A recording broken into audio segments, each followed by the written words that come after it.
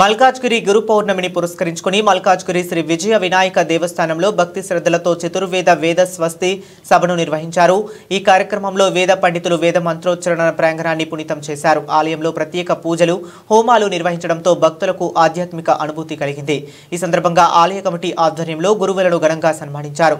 వేద పరంపరను పరిరక్షిస్తూ జ్ఞాన ప్రసారం చేస్తున్న గురువుల సేవను గుర్తించి పూలదండలతో సత్కరించారు।